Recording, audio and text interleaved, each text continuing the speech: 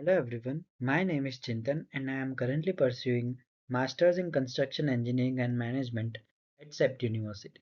As a part of the feasibility study module, this presentation focuses on Ahmedabad Rajkot semi high speed rail corridor. It was guided by Dr. Devanshu Pandit, Professor Mehul Khaki, Dr. Ganesh Devkar, and Dr. Vatsal Patel, and assisted by architect Yashwini and engineer Mrunal.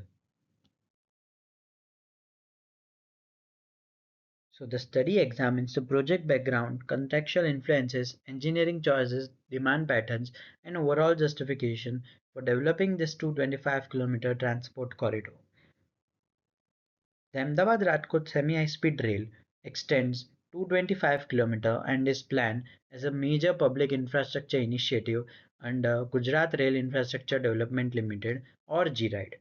The project uses an EPC contract structure integrating design, procurement, and construction responsibilities for streamlined delivery. The total estimated cost is Rs 39,000 crore, financed through a JICA supported model with 60% debt and 40% equity. Construction duration of 10 years reflect the scale of civil work, system installation, and commissioning required.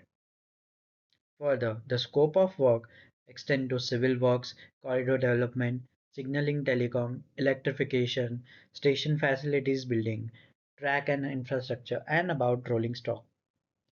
It connects majorly six different stations that are Ahmedabad, Sanand, Bawla, Limdi, Chotila, and Rajkot throughout the stretch.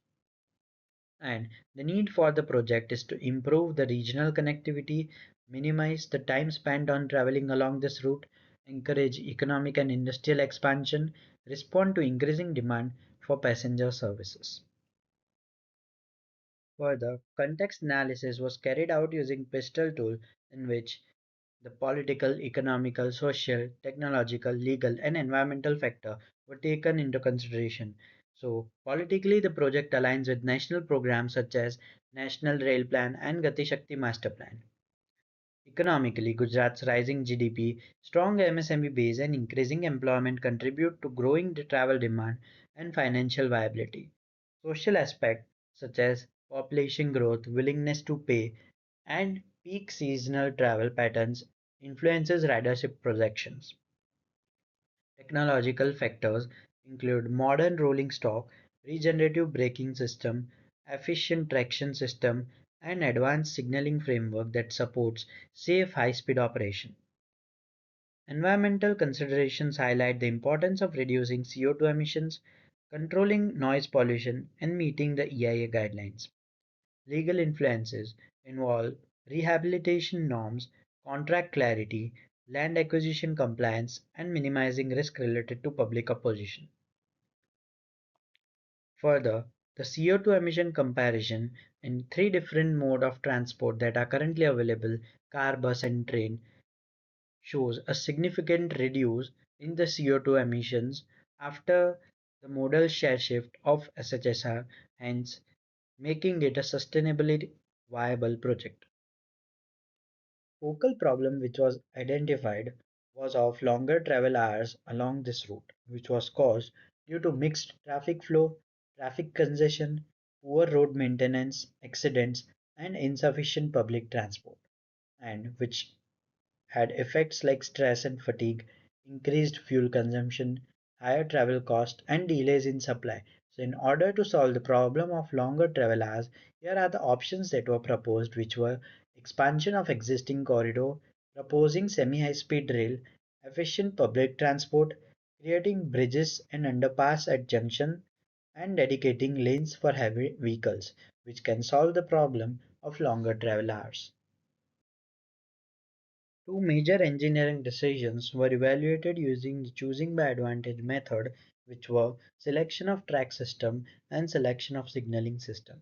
In selection of track system, three different track types were being compared, which were compact system, precast concrete slab, and precast concrete slab with embedded rail fastening, which resulted that the precast concrete slab with embedded rail fastening had the maximum importance of advantage and also the maximum cost, but its benefits outweighed its higher cost. In selection of signaling system, ETCS Level 1 and ETCS Level 2, which is European Train Control System, were compared, and it was resulted that ETCS Level 2 had maximum importance of advantage. Its advanced technology and enhanced passenger safety justifies its selection, though having the maximum cost while compared to ETCS Level 1. So next is baseline schedule, in which the implementation follows a structured 10-year timeline beginning from 28 July 2025, and the work is scheduled 6 days a week with the national holidays incorporated. Milestones include topographical surveys, DPR confirmation, land acquisition processes, tendering and contract award, phased civil construction, track installation, electrification, signaling integration, and final system testing. This milestone guide progress and ensure coordination across engineering and administrative teams. The total project duration is 2,598 days. The client's in-house team is involved for 2,555 days, highlighting the extent of oversight, coordination, and review responsibilities.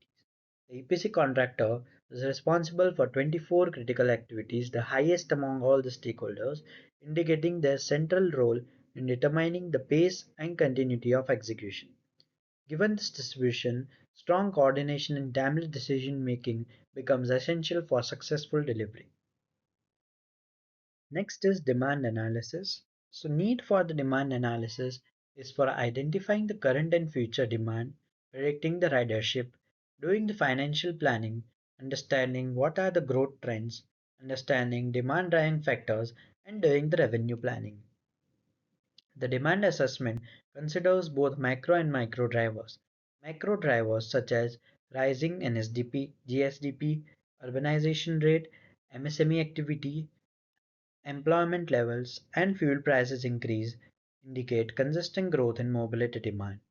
Micro drivers, including current ridership trends, revenue potential, travel time saving, expected modal shift, and required frequency, offer project specific insight. So for regression analysis, the factors that were considered were of population of Ahmedabad, population of Rajkot, GSDP, number of MSMEs registered in Gujarat, and the employed workers, which were the quantified data. The regression analysis using PCU data from the Bamanbor and Bagodra toll plaza shows a steady rise in traffic as the population increases over the years. This reflects an intensifying congestion on road corridor. Similarly, for the ridership, the factors that were considered to perform the regression analysis were population of Ahmedabad, population of Rajkot, GSDP, number of MSMEs registered in Gujarat, domestic tourism in Gujarat, and foreign tourism in Gujarat. The regression on ridership indicates strong correlation between population growth in Ahmedabad and Rajkot and future demand for SHSR services. This finding supports the need for a high capacity rail alternative to accommodate future mobility patterns. To conclude, the context analysis that is using the PESTEL showed that the political alignment and economic momentum forms a strong foundation for this project. From choosing by advantage, problem 1 of selection of precast concrete slab with embedded rail fastening was been preferred, and in problem 2 ETCS level 2 signaling was recommended. Demand forecasting strongly indicates growth in both traffic and rail ridership, reinforcing the need for this corridor.